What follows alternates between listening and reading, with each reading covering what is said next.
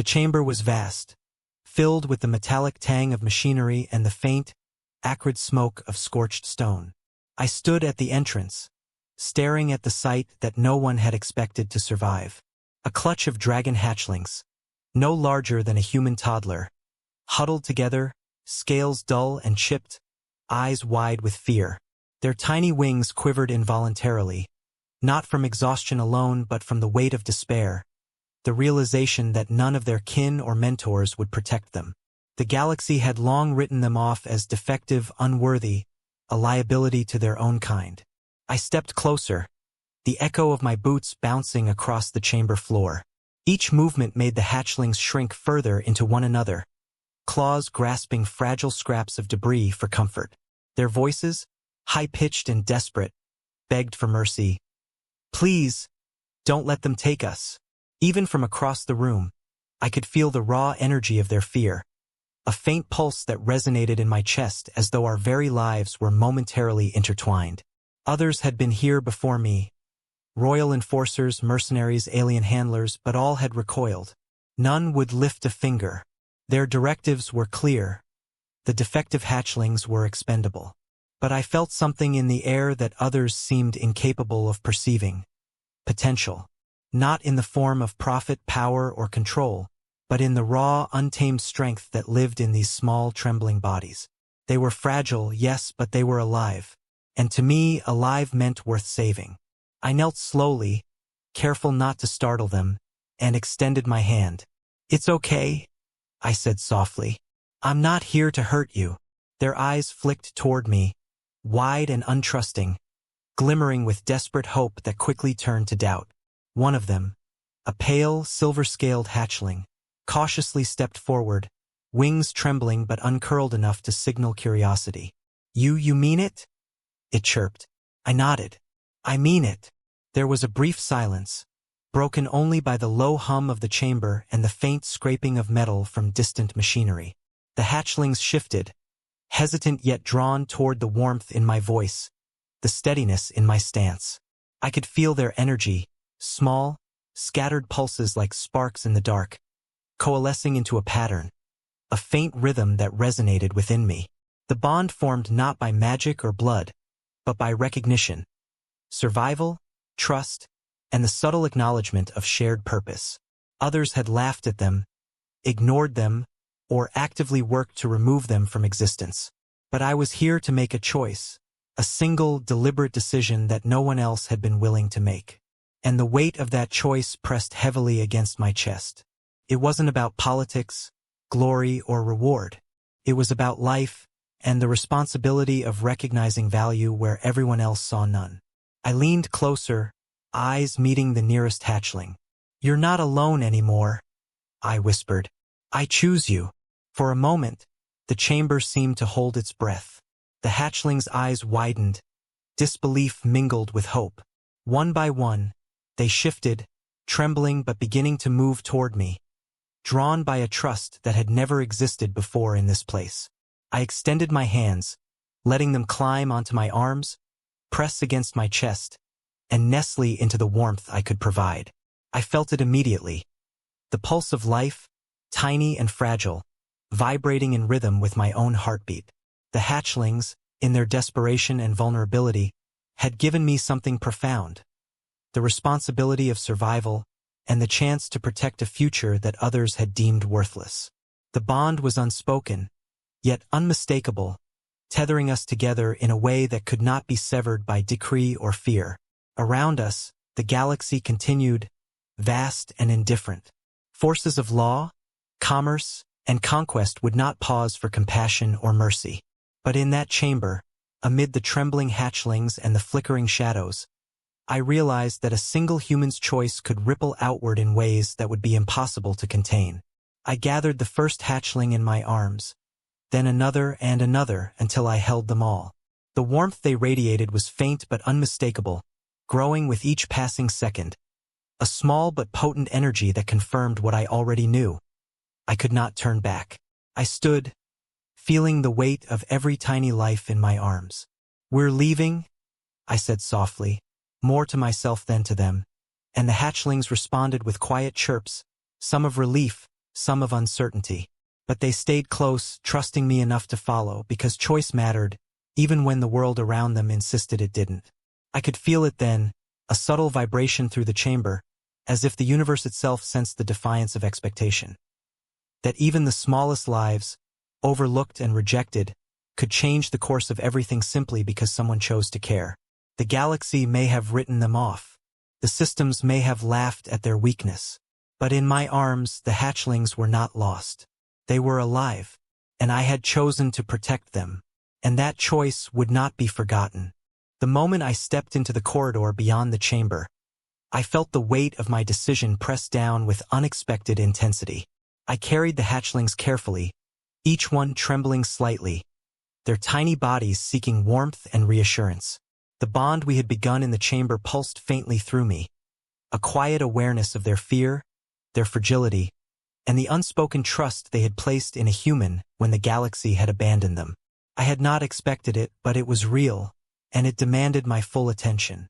The corridor was narrow and dimly lit, the hum of distant machinery echoing against metallic walls.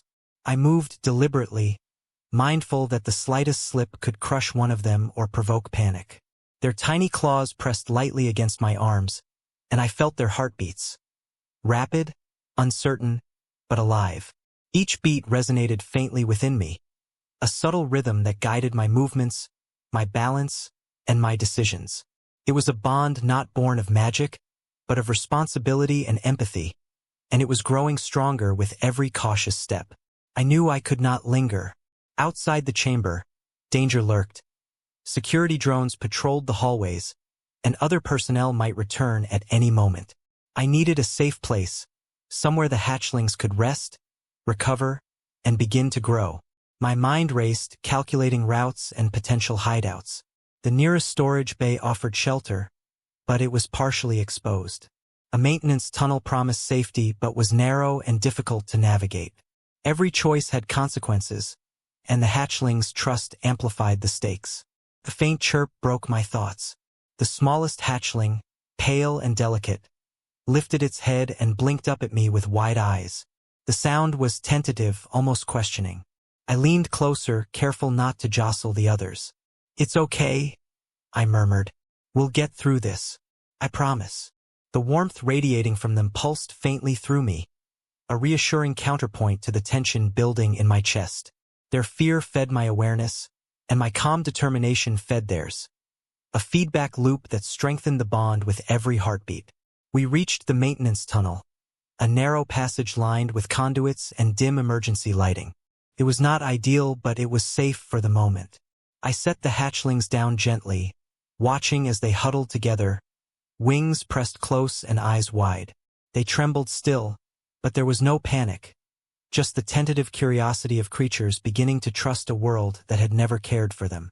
I knelt beside them, brushing debris and dust from their scales. "Rest here," I whispered. "You're safe now."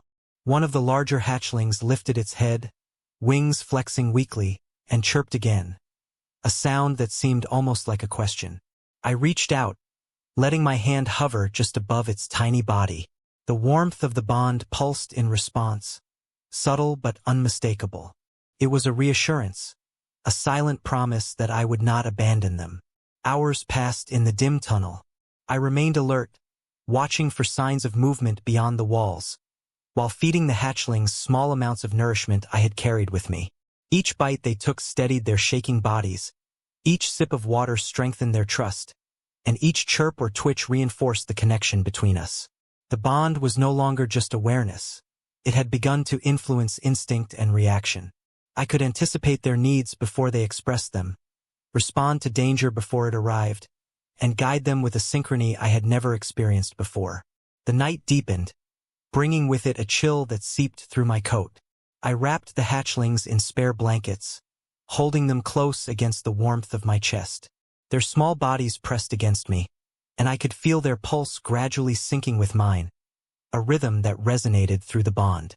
It was subtle, almost imperceptible at first, but unmistakably real.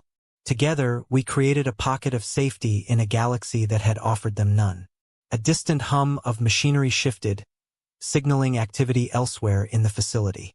I stiffened, sensing the potential for intrusion. The hatchlings reacted in tandem, tiny wings quivering, claws tightening. The bond pulsed sharply, feeding me information I could not have gathered alone. I adjusted my position, shielding them, and whispered softly, "I've got you. Don't be afraid." Minutes stretched into an hour. Each passing moment tested the bond, demanding patience, vigilance, and trust. And yet, in that dimly lit tunnel, surrounded by the faint metallic scent and the soft breathing of the hatchlings, I realized something profound. The galaxy might have written them off, but one choice, one deliberate human choice, had shifted their fate. Survival was no longer determined by indifference or cruelty. It now depended on care, attention, and the connection that had formed between us. By the time the facility's automated lights dimmed further, signaling near-complete inactivity, the hatchlings had begun to relax. They nestled into the blankets, tiny bodies still trembling slightly but no longer rigid with fear. The bond pulsed steadily through me, a quiet warmth that promised safety, guidance, and a shared journey ahead. And as I leaned back against the wall, exhausted but resolute, I understood the truth of what I had done. A single human's choice could defy the galaxy's expectations, save lives deemed worthless, and begin a bond strong enough to shape the future in ways no one else could imagine. We were alive, together, and that was only the beginning. The first rays of sunlight crept through the narrow vents of the maintenance tunnel, casting slanted beams of light across the worn metal floor. The hatchlings stirred, tiny wings stretching experimentally as they pressed close to my chest for warmth. Their soft chirps were tentative, questioning, yet filled with a spark of hope that had not been there the night before. I brushed a strand of dust from the largest hatchling scales, feeling the subtle pulse of the bond we shared. It was growing stronger, a rhythm of trust and awareness that connected us more deeply than words could convey. I carefully set them down on a patch of soft blankets I had managed to spread across the corner of the tunnel. One by one, they explored their immediate surroundings, tiny claws tapping against metal and fabric, wings flicking, and tails curling as they adjusted to their temporary shelter. Each movement was cautious but curious, and I watched them intently, aware that every gesture carried meaning. Their trust was fragile but precious, and I needed to nurture it carefully. Food and water were my immediate concern. I had salvaged enough rations from a nearby supply cabinet for small creatures, softening pieces of dried meat and bread with water so the hatchlings could eat without strain. One by one, they took small bites, the faint warmth of their bodies radiating through the bond with each swallow. I felt it ripple in my chest, a subtle reassurance that they were beginning to recover, that my choice to save them was making a tangible difference. The corridor outside the tunnel was silent now, but I knew the facility was far from empty. Patrols could pass at any moment, and any sign of unusual movement could draw attention. I adjusted my stance, positioning myself near the entrance with the hatchlings in the blankets beside me. Even at this early stage, the bond allowed me to sense their emotions, their subtle reactions to distant sounds and vibrations. Each pulse of fear, curiosity, or relief guided my attention, keeping them safe even before a threat materialized. Hours passed in this delicate equilibrium. The hatchlings began to chirp softly to one another, their tiny voices forming a tentative chorus of recognition and comfort. I watched their eyes glimmer with cautious excitement, seeing for the first time the beginnings of personality and individuality emerging from the clutch. The bond was not merely between myself and each hatchling. It connected all of us, forming a network of awareness and subtle guidance. Their needs, fears, and hopes transmitted in whispers of instinct through the shared energy. Late in the morning, a faint vibration ran through the tunnel floor, a sign of approaching machinery or perhaps a vehicle above. The hatchlings stiffened, their wings twitching and tails coiling instinctively. I felt their fear resonate within me, amplifying my own vigilance. Gently, I pressed my hands over them, whispering reassurance, and the bond pulsed back at me, quieting their tremors as I prepared to respond. The source of the vibration revealed itself. A maintenance drone, small and hovering, scanning the corridor. The hatchlings froze, unsure whether to flee or remain hidden. I acted instinctively, positioning myself between them and the drone while keeping my movements slow and deliberate. The bond guided my gestures, allowing me to shield them without startling them further. The drone passed by without detecting our presence, and I exhaled slowly, feeling the rhythm of relief ripple through the bond. By midday, it was clear we needed a longer-term plan. The hatchlings required a safe place where they could recover fully and learn to survive, away from patrols, predators, or careless humans who might see them as curiosities. I considered my options, venturing outside to the dense forest beyond the facility, seeking out abandoned storage bays, or even creating a concealed nesting area within the tunnel. Each choice carried risks, but the bond allowed me to weigh their responses, predicting which environment would provide the most security and comfort. We moved cautiously through the tunnel, blankets wrapped securely around the hatchlings, stopping frequently to allow them to adjust and regain energy. The bond pulsed faintly with every step, a subtle dialogue of reassurance and guidance. I began to notice patterns in their movements, tiny indicators of stress or curiosity that told me more than my own eyes ever could. The connection was no longer fragile. It was a partnership, one where instinct and care intertwined seamlessly. As afternoon approached, we reached a small alcove, partially hidden behind a wall of pipes and storage crates. It was tight, but it offered safety, a place to rest and observe the surroundings. I laid the hatchlings down gently, letting them explore the space. They chirped softly, tails curling around one another, wings flicking tentatively. I knelt beside them, brushing away dust and debris, and whispered, "This is safe for now. We'll stay here, rest, and grow stronger." For the first time since I had discovered them, a sense of calm settled over the group. Their breathing eased, wings relaxed slightly, and the bond thrummed steadily, a quiet affirmation that our fragile trust had become something resilient. The galaxy outside might continue to scoff at their existence, might continue to write them off as expendable, but within this alcove, their lives mattered. And as I watched them begin to rest, tiny bodies nestling together, I realized that my choice to protect them had set into motion a ripple that could not be undone. And in that quiet alcove, the hatchlings and I, human and dragons, began the slow, deliberate process of survival, trust, and the creation of a bond strong enough to endure any challenge the galaxy might throw at us. Night fell over the facility like a heavy, silent curtain, and the alcove we had claimed became a small pocket of warmth and safety. The hatchlings huddled close together, wings pressed against their tiny bodies, eyes half closed but alert. I kept watch beside them, adjusting blankets, offering the occasional sip of water, and speaking in low, soothing tones to maintain the fragile sense of security we had built. Each soft chirp or movement pulsed through the bond, a quiet rhythm that kept us in tune with one another. The facility outside was quiet now, but I knew that vigilance was still necessary.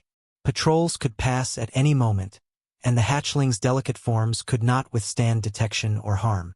I shifted my position, wrapping them closer and listening for the faintest sounds of intrusion. Even the smallest vibration, a scuffing of metal, a faint hum, could signal danger, but the bond allowed me to anticipate and respond before they panicked. I felt their subtle tension ripple through me, and instinctively, I adjusted, shielding them and whispering reassurance. Hours passed in the stillness, and the hatchlings began to explore their little alcove with cautious curiosity. Their tiny claws tapped against crates and floor panels, wings flexing experimentally. I observed every movement, noting the signs of growing strength and confidence. Even in their small, fragile forms, I could see the spark of potential that the galaxy had dismissed as worthless. Their energy pulsed faintly through the bond, a subtle message of trust and reliance that reinforced my resolve. A sudden sound made me freeze, a distant clank of metal, a shift of heavy machinery somewhere above. The hatchlings stiffened instantly, wings trembling, tails curling defensively. I pressed my hands gently over them, murmuring, "It's okay. I've got you." The warmth of the bond responded immediately, calming their tremors just enough for us to remain unnoticed. The pulse of trust and awareness between us was stronger than fear.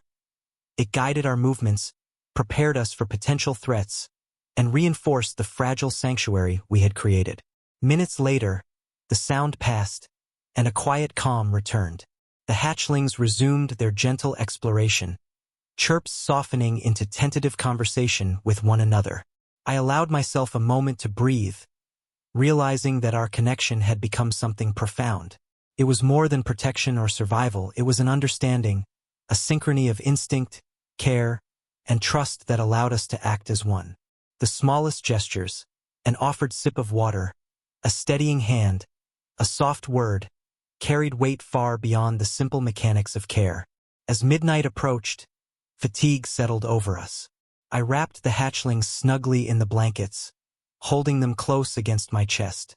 Their breathing was slower now, wings relaxing, and I could feel the bond thrum steadily, a pulse of warmth and assurance that promised safety.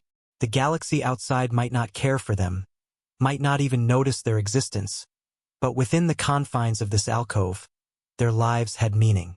I had chosen to protect them, and in return, they had given me a connection that no power, no command, and no hierarchy could sever. I leaned back against the wall, careful not to disturb their fragile rest. I reflected on the weight of what I had done, defying expectation, ignoring indifference, and making a choice that would ripple far beyond this single moment. These hatchlings, tiny, fragile, and dismissed by the galaxy, were alive because I had chosen to act. And that choice had forged a bond stronger than fear, stronger than doubt, stronger than the apathy of countless others who had failed to see their worth. The hours passed slowly, the nights stretching on, but in the quiet darkness, I knew that we were not just surviving. We were forming a foundation for something greater.